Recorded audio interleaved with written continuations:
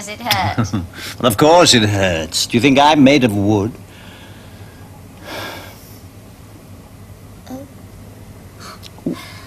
I didn't mean to scratch so hard. And I'm on stage today. Well, no one will see your back. You'll have your clothes on. But I'm doing Ulysses and Circe. When I'm washed up on the beach, my dear, I'm naked to the waist. That's not in the play. It is when I perform it. Where are you going? To the theatre. Stay here. Look, I have a performance to give.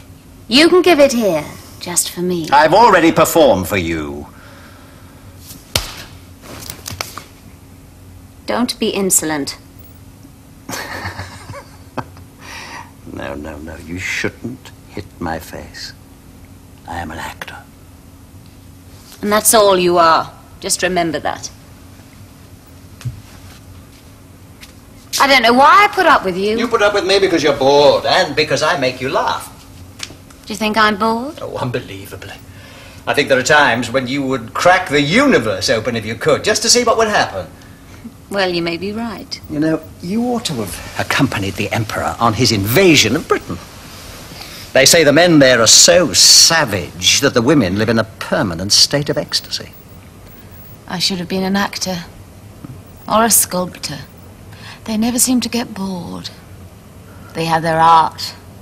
Oh, but what do I have? You have your lovers. Oh, my lovers.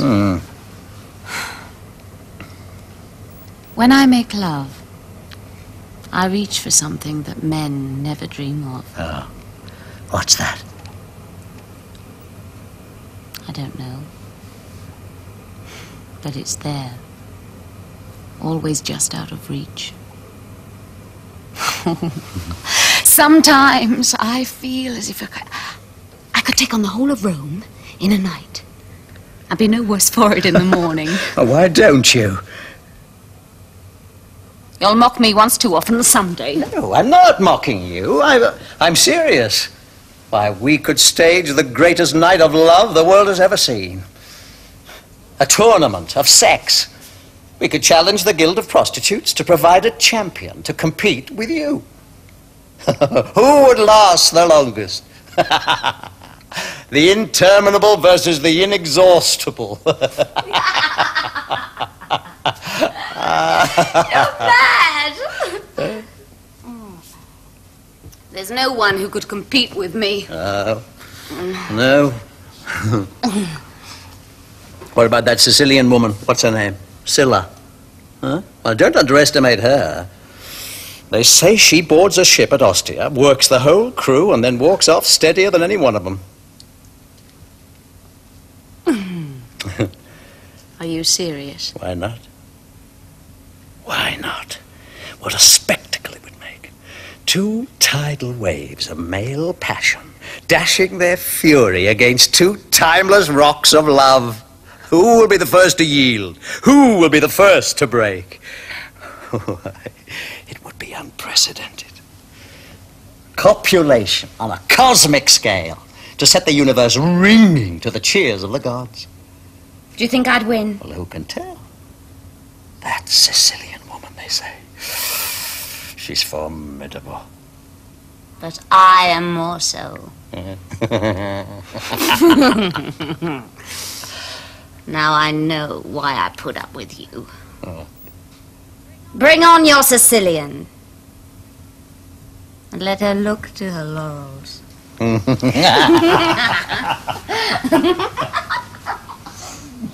Well, they've taken 8,000 prisoners and counted nearly 5,000 corpses. Caractacus has left Colchester and fled to the west. Aulus has taken the 9th Cavalry in pursuit of him. And our losses? Though insignificant. 380 killed and 600 wounded. Britain is almost subdued. The Emperor's on his way home.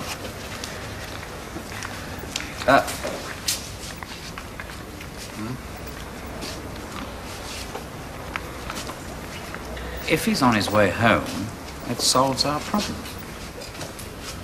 About Messalinia? Yeah. Well, it solves the problem of whether we should write to him. Whether we should tell him when he gets back is another matter.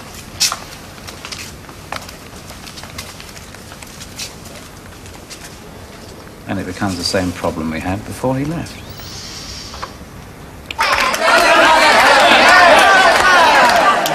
The golden hair that Gala wears is hers. Who would have thought it? She swears it's hers. And true she swears, for I know where she bought it.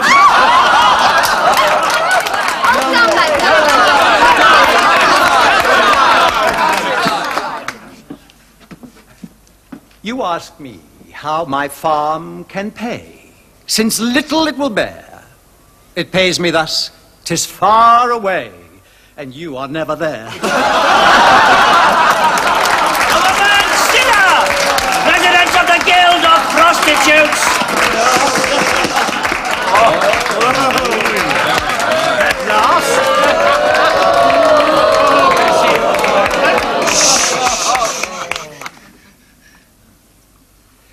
Permit me to introduce myself. My name is Minister. I am an actor. Most people have heard of me. My name is Scylla, and I'm a whore. Everybody's heard of me. Allow me to introduce you to the Lady Messalinia, your challenger, and the Emperor's wife. This is Scylla the Sicilian, and anybody's wife. I am honored. You are most welcome. They said you were beautiful, but their praise did you small justice. You are most generous. And it was sporting of you to accept the challenge. Sporting? I see, there's no money in it. You're here for the honor, woman, and to defend your reputation. Would you defend yours for nothing, Greek?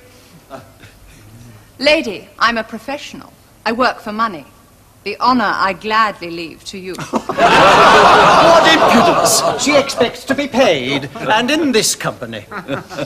The difference between you and me, actor, is you're a snob and I'm not. And the difference between this great lady and myself is that my work is her hobby. My hobby happens to be gardening, for which I don't expect to be paid. You shall have your money. Shall we say 5? 3 gold pieces a head? A head seems an odd way to describe it. Win or lose, of course. That seems satisfactory. Satisfactory? You've never earned so much in a whole year. This Greek will drive me to distraction. Nothing I say pleases him.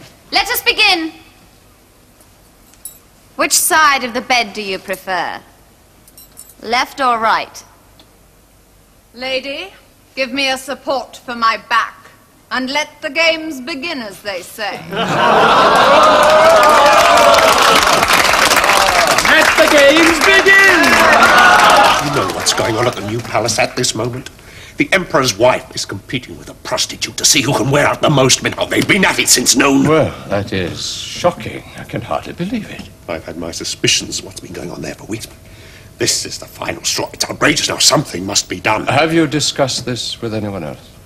Only my immediate superior. Colonel Rufrius? Yes. When did you discuss it with him? A week ago, when I had good grounds for my suspicions, but no proof. And he advised you to do nothing, wait for the Emperor's return? Yes, and I did wait, but this is too much. That's why I've come to you. I think you must write to the Emperor at once. I don't think you can put that sort of thing in a letter. I see. Or maybe you can't, but I can. Justice, I think you have been immensely foolish. Are you threatening me? No, but did you not know that your superior, Colonel Rufrius, was one of the Lady Messalina's inner circle of friends? If you have confided in him, he has most certainly confided in her. I should think she's already applied to the Emperor for a warrant for your execution. My execution? Serious? On what grounds? Does it matter? Conspiracy. Emperors are very nervous when away from their capitals. They'll sign anything. If I'm any judge, that warrant's already on its way back here at this very moment. You mean? What are we to do? You must help me. You must back me up now. You must! I will choose my own time when to tell the Emperor, not yours or anyone else's. I have learned to tread very carefully in a burning building.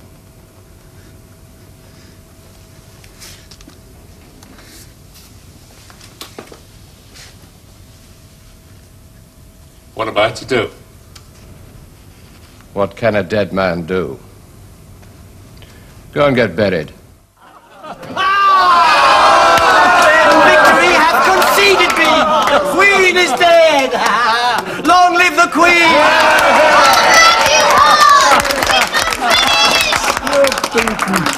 It's inhuman. Prince eyes must be made out of old army. The money! Where's my money? Here, lady, here. 3 gold pieces per head. Will you take them? Or shall I have them sent? I'll take it.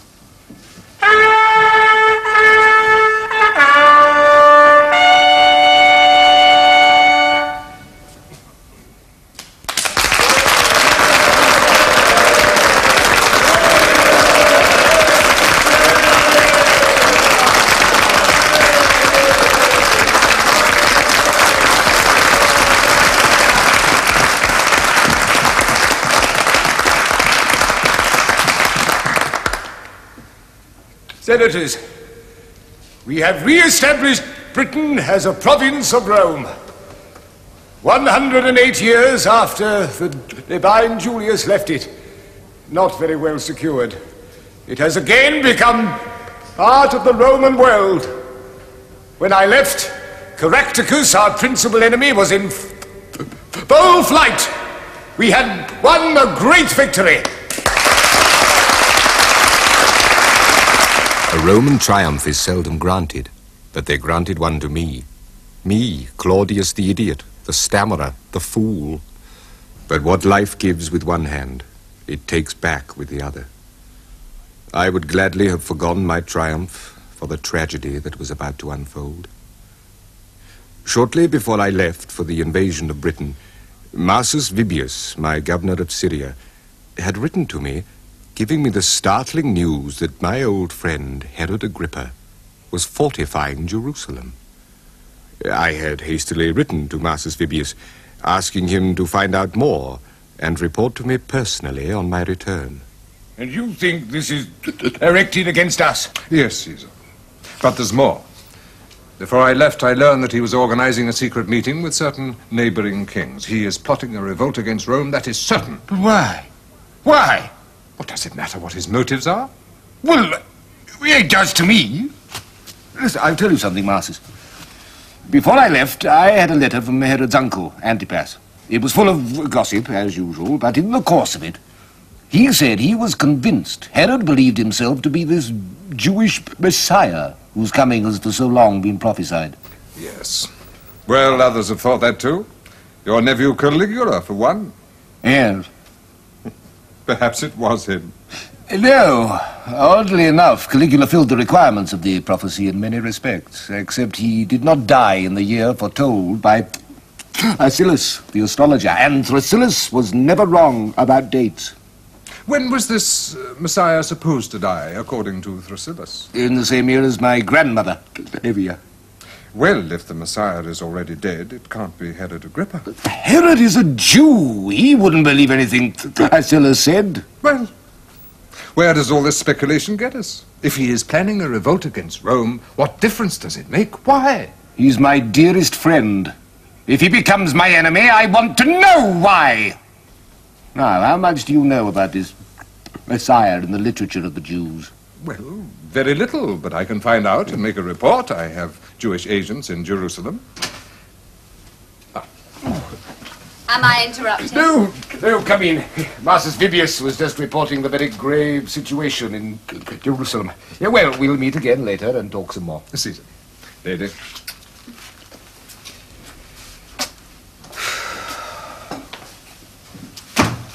Are you worried? Hurt.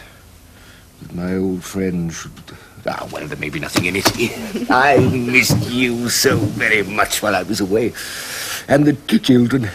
I never rested properly a single night thinking about you. What would I do without you? Yeah, when you wrote to me about the Inter Justice affair, I thought, thank heavens, Messalina's there to take care of things. Well, do you want something especially? Only to say that if I slipped into your room tonight, would I find you alone in bed? I love. I'm not asking for details. Only that I shouldn't find the little Calpurnia in my place. Oh, I know that she sometimes visits you. Well, she's an old friend. I don't mind a bit. It's very good for your health. Oh, but sometimes I feel a great desire to have your arms about me. And I should hate to embarrass you. Oh, come tonight, please. I should be so grateful. Be alone, then.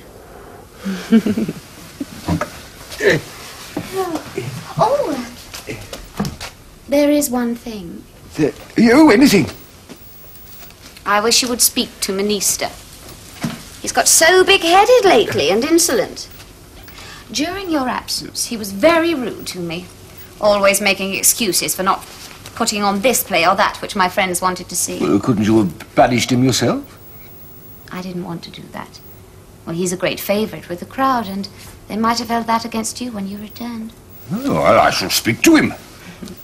Just tell him that when I ask him to do something, he is to do it and not make a fuss.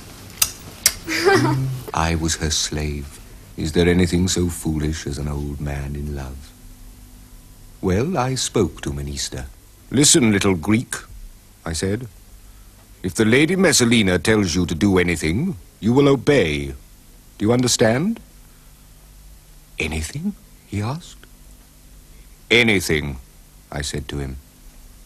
I played, as usual, into Messalina's hands. She had fallen maniacally in love with Gaius Silius, the consul-elect and the handsomest man in Rome. Knowing Minister to be on close terms with the family, she had asked him to bring Silius to see her. Minister had refused out of respect for Silius' wife. Hence Messalina's complaint to me. Like a fool, I secured for her what she most wanted. He was not an easy victim of her passion, but she was clever. She did not talk at first of love, but of politics. Tiberius had executed his father, and she played on that, telling him I was more corrupt even than Tiberius. Before he realized it, he was comforting her. Before he realized it, he was making love to her. He was as much her abject slave as I was. Claudius, Claudius, you go too fast. Too fast. More grave news of the situation in Jerusalem was hurried to me by Marsus from his agent, Catullus. But what exactly is this Messiah? A king, Caesar, who is to come and redeem Israel of all its sins. Philo, their greatest living scholar, has declared that he must be descended from King David and born in a village called...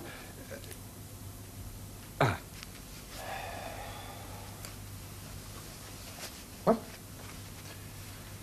Bethlehem. Bethlehem? Yes. In what year? Well, opinions differ, as of course they always will in events of this kind. Yeah, well, have there been any candidates recently? No, not recently. The last one I heard from a learned Jew died about 15 years ago. 15? Yes. Is that significant?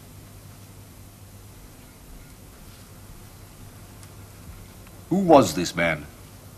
His name was Joshua Bar Joseph, a native of Galilee. He had a large following amongst the uneducated and used to preach to gatherings by the lakeside. He was also called Jesus by the Greeks. And was he born in... Bethlehem. Well, it's not precisely known. There was some scandal concerning his birth. A Greek soldier was supposed to have seduced his mother, who was a tapestry worker in the temple. What happened to this Joshua? Well, he tried to form a new religion out of Judaism, but of course he lacked the authority. He then began identifying himself with this Messiah. He was executed as a heretic. Did you find out what King Herod thought of him? Well, not very much, I imagine, for he recently executed one of his followers, a man called James. He's looking for another one called Simon. He has followers, then? Yes. It's a cult. There are always cults.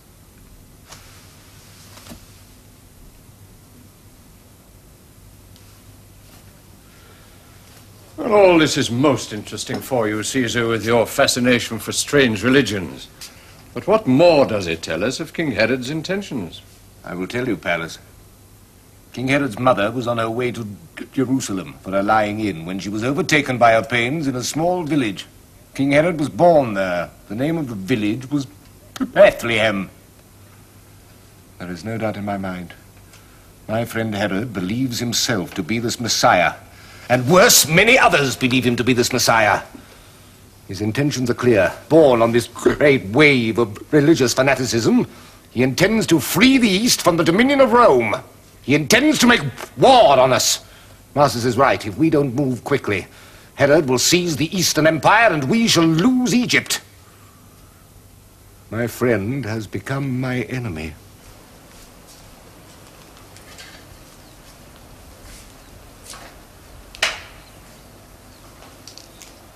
What are you doing with that? The mistress told us to take it down, lady. But why? Where are you taking it? If there's a mark on it when it arrives, I'll have you whipped. Where is it going? Hurry up with it. I'm giving it to someone as a present. To silliness? Yes. Iris! I want my hair dressed. But that was a present from your husband. I know that. Silius fell in love with it, so I'm giving it to him as a surprise. And if he comes here and finds that it's gone? He doesn't come here. And if he does, I'll tell him I put it somewhere else. Have you taken leave of your senses? Have your wits deserted you entirely? You have lavished gifts on that man from all directions. Half of them from the palace. Are you so much in love that you have lost all sense of discretion? Yes. I am in love. Child, you've been in love before, but you've never imperiled your life. I shan't imperil my life. But all Rome knows that you visit him openly at his house and take him gifts, and that his wife complains bitterly about it. He's divorcing his wife. Divorcing her? For what reason? For no other reason than he loves me. Well, you'll have to give a better reason than that. They're not married in the strict form. It only requires a declaration. But you are married. You can't marry him. So why is he divorcing his wife? Because I can't bear the thought of him sharing that woman's bed every night when he gets out of mine. I heard nothing. Not a breath of the scandal that was known to everyone else in Rome. Even the slaves.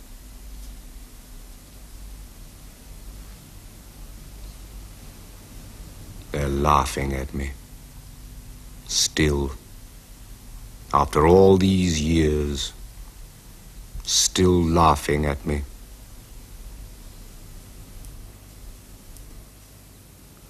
Herod. Trust no one, my friend. No one. Yes, Caesar. Dead.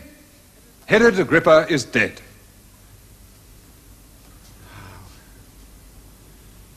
Tell me what happened. Well, he had come up from Jerusalem to Caesarea for the festival to be held in honor of your birthday. But really to meet with the kings with whom he'd formed his alliance. Yes. Only Phoenician, Tyre and Sidon had stood outside the alliance, and now they had decided to join. Their formal submission was to be made to King Herod upon their arrival. Did Herod truly believe himself to be this Messiah, this anointed one? Oh, yes. Yes, he had revealed himself to the high priests. Now he was to reveal himself to the nation. Well, go on. Well, when he arrived in the amphitheatre, the whole audience rose. He was wearing a royal robe of silver tissue that flashed in the sun so brightly that it tired the eyes to look at it. The whole audience shouted, "O King, live forever!" But this was not enough for the men of Tyre and Sidon. They grovelled at his feet and said, "We repent of our ingratitude. We see now that you are superior to mortal nature." Tyre and Sidon, he replied, "You are forgiven." And they answered, "It is the voice of God." Thou shalt have no other gods but me. Isn't that what the God of the Jews has said? Yes, Caesar. But evidently Herod had forgotten that. He was about to give the signal for the ram's horn to be blown when he stopped. An owl flew into the arena, which had been blinded by the sunlight. Perched on his throne, hooted 5 times, and then flew off. Oh, yeah. An owl was always an ill omen for Herod. Well, he groaned. He seemed to feel stabbing pains in his chest, for he cried out, "I am ill. Carry me out." They carried him out. And the ram's horn never blew. The crowd set up a wail. The festival was over before it had begun. And within 5 days, he was dead. His body racked with pain and rotted into an unrecognizable mass of sores.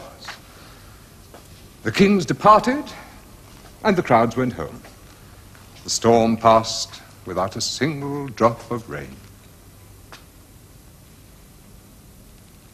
And the Messiah. Who then is this Messiah? Who knows? Perhaps the Jews must wait a little longer. Perhaps. Marmoset, I am dying. My body is full of maggots. Forgive me. Forgive your old friend who loved you dearly yet secretly plotted to take the East away from you. I have failed. I played too dangerous a game. Little Marmoset, you are a fool, but I envy you your folly. Do not weep for me. My punishment is just. I offended against the only living God.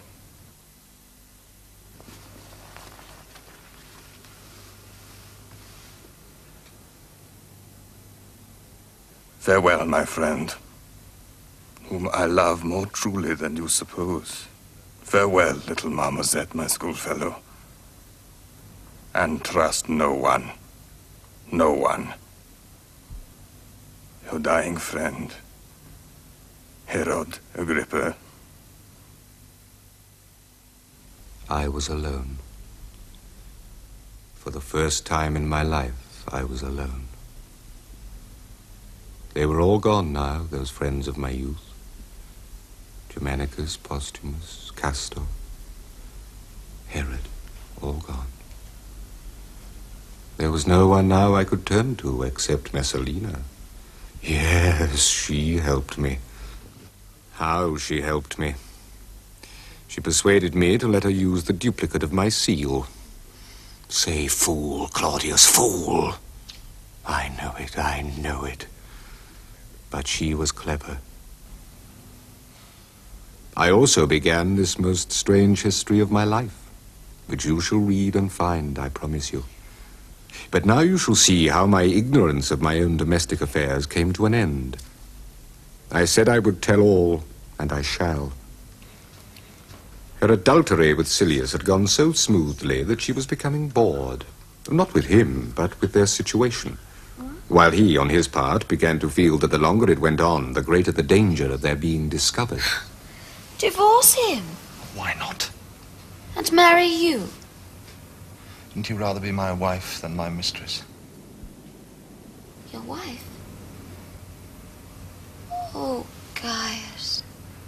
More than anything in the world. But how? Divorce is simple enough. You just send your freedman to your husband's house and you tell him. I know that. I meant how do we do it and survive? We have gone far enough with concealment. Now, sooner or later, he will find something out and we shall be taken unprepared. No. It's safer to stay as we are. We can wait until he dies of old age. I am tired of waiting. Gaius, don't you think that I am tired of waiting too? Oh, don't turn your back on me, please. Nothing would please me more than to be your wife and belong to you entirely for everyone to see. But we've made a long-term plan. Let's keep to it. Only innocent people can afford long-term plans. Well, I think of myself as innocent. Don't you? Are you innocent of adultery? What? Of unbridled promiscuity? Of taking bribes? Of judicial murder? Gaius, we are guilty. Now stop deluding yourself with these childish notions. We are guilty. And I don't care, I love you. You are everything to me, but guilt needs daring. Look at me. I am without a wife. I am ready to marry you and adopt your children, to be at your side always. Your power will remain undiminished, but we will never have any peace of mind until we put an end to this farce. And if we marry, what then? We have friends. Powerful friends. They share our danger and they look to us for peace of mind. If we marry open and publicly, all Rome will see how Claudius is abandoned. All Rome will see the contempt in which you hold him. We'll declare the Republic restored and people will flock to our cause. When? Tomorrow. Tomorrow I go with him to Ostia to examine the new harbour works. Right, when you return then? No. Tomorrow. Let him go on his own. I'll have a headache. He's used to my headaches. While he dallies in Ostia, we'll marry in Rome. By the time he returns to the city, it'll belong to us. I went down to Ostia. She was supposed to come with me, but at the last moment, she had one of her headaches. I was disappointed, but it was too late to change my plans. By the time I arrived in Ostia, they were already married.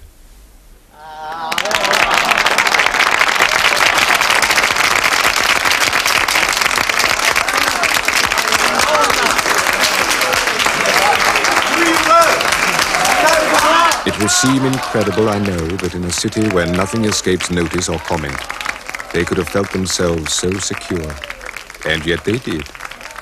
And I was perhaps the only man in Rome who knew nothing of it.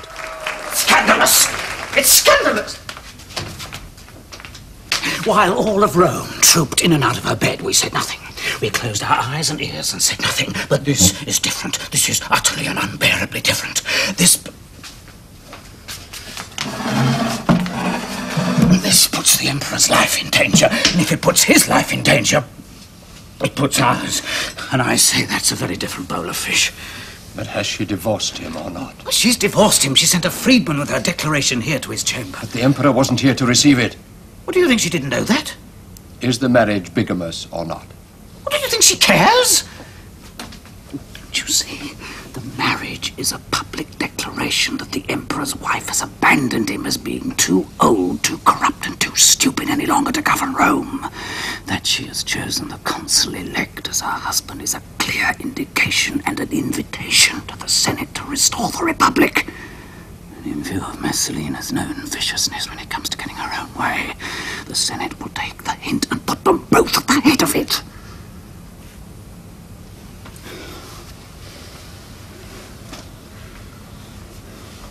Well, he must be told. This time he must be told. But how? He won't believe a word said against her. It's the old problem. From the moment we tell him, time's on her side, not ours. Then from the moment we tell him, we must keep her away from him. We must ensure she never sees him. She must be eliminated without a hearing. Yes, well, that's taken for granted, but how do we tell him? Whom will he most readily believe?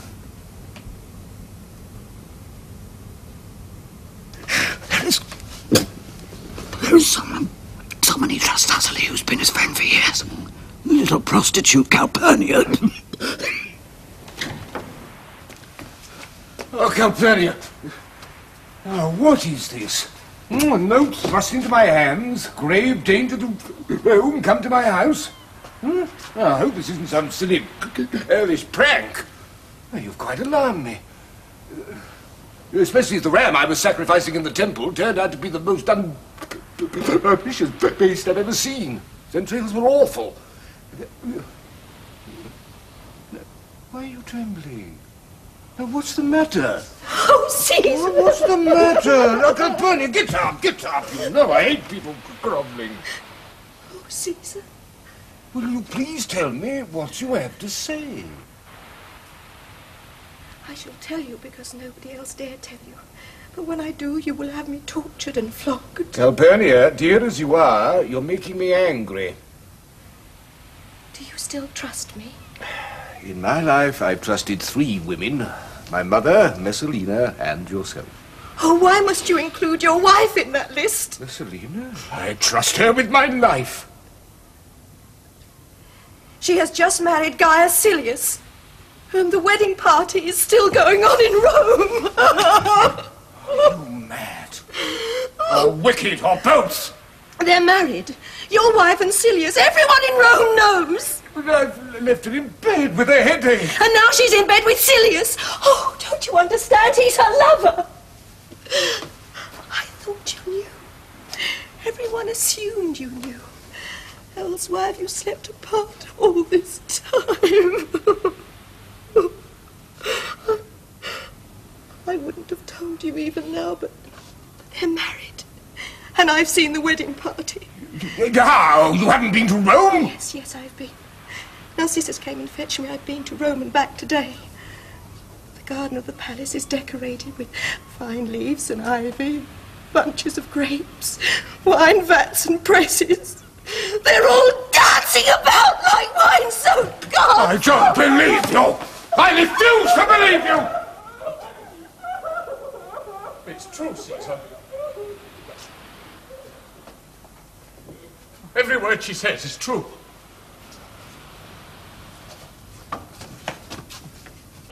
Caesar, how else could you have been told? When have you been prepared? When have you been prepared to listen to the slightest criticism of your wife's excesses? Excesses? What are you talking about? Caesar, her adulteries are as numberless as the sands on the shore, and that is no figure of speech. When you were away in Britain, she competed with a prostitute to see who could wear out the most lovers in a day. Half of Rome saw it! If you have any doubt about Silius, go to his house. It will seem like home to you. All your most expensive furniture is there. Paintings, tapestries, statues, even imperial slaves. But that is nothing. Do you know you are divorced? Nation and Senate have witnessed her wedding to Silius. Act now, or her new husband controls Rome. Believe it.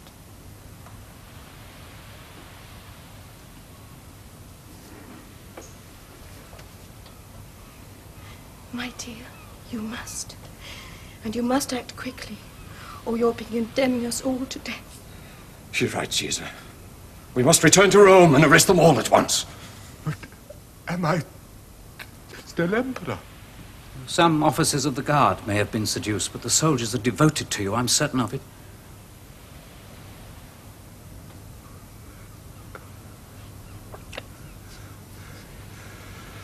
Yes, arrest them. Hurry back to Rome and arrest them. All.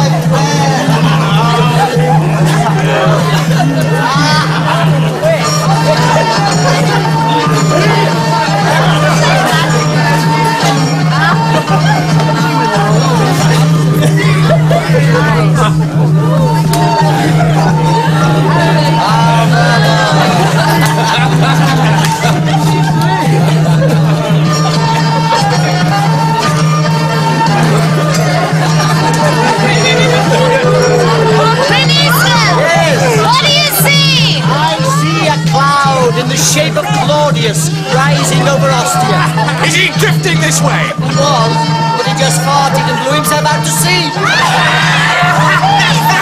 Out of the way! Help me up. What is it, Melissa? What do you see now? I see a troop of guards climbing the hill towards us. Splendid! Wave them in and give them wine! I think not, Gaius Silius. Their swords are drawn, every one of them. The guards are coming to arrest us! The Emperor's in Rome! They're arresting everybody! Run!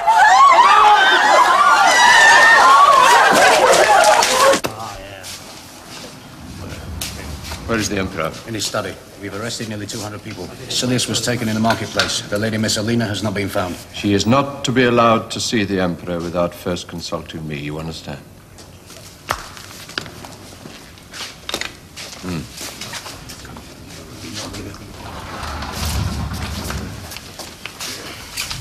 Where is he? Where is my husband? He doesn't wish to see you.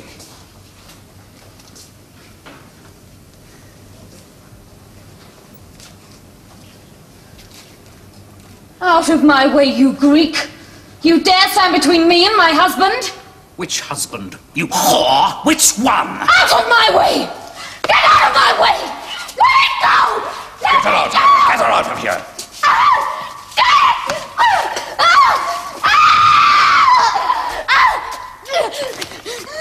Let me see him! Claudius! How dare you stop her? She is the Emperor's wife and the mother of his children. But is he the father? Who knows whose litter they are? Liar! Liar! Here's a list of your adulteries. Do you want to read it? Hundreds. And you call her a mother? Take her home, let her wait there. No! No!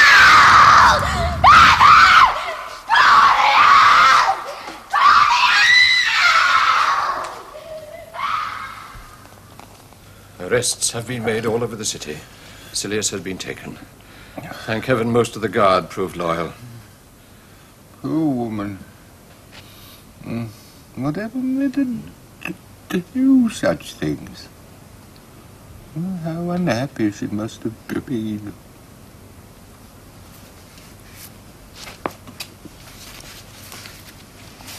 You must sign these, Caesar. They're the charge sheets. I need your signature urgently.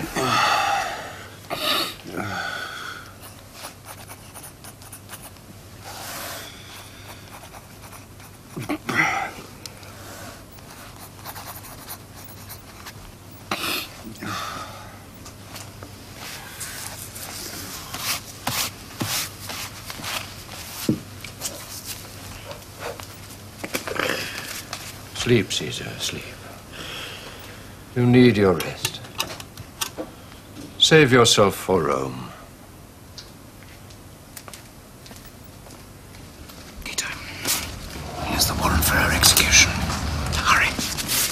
Ankita, offer her the dagger first. No. If she takes her own life, it will save us having to show him the warrant in the morning.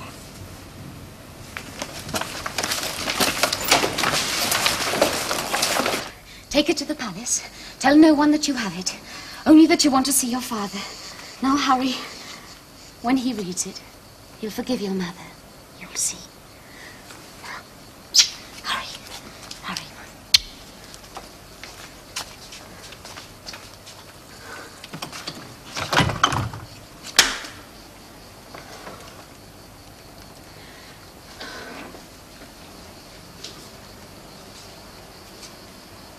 He must see me. He must. Oh, how could you, child? How could you? Is that all you can say? Why don't you do something?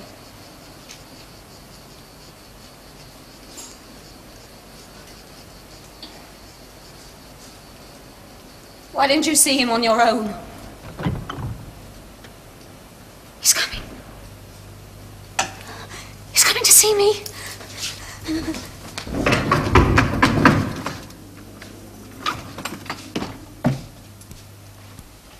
What do you want?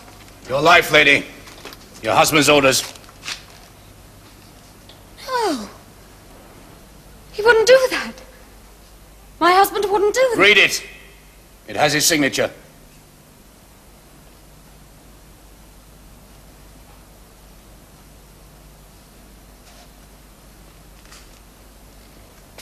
I'm to offer you the dagger first, if you'll have it. And then to cut off your pretty head and put it on a spear. No! No! Not my head! Not my head! Child! Child! Your life is done. Take the dagger and use it. Don't let them take my head. No!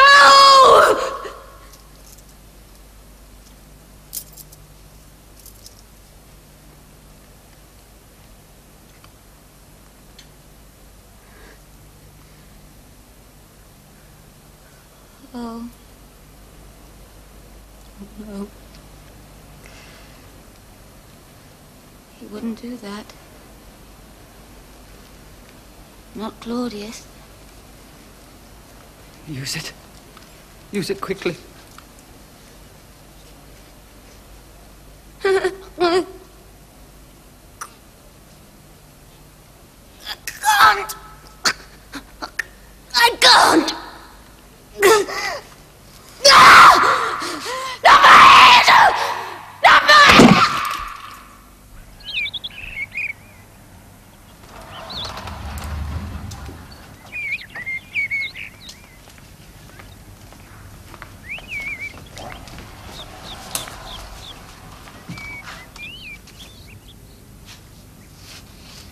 I'll see my wife now.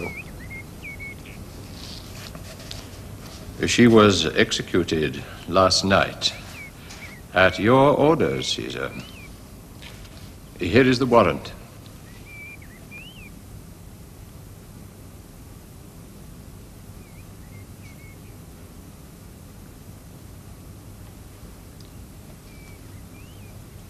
There is a dispatch from Britain, Caesar.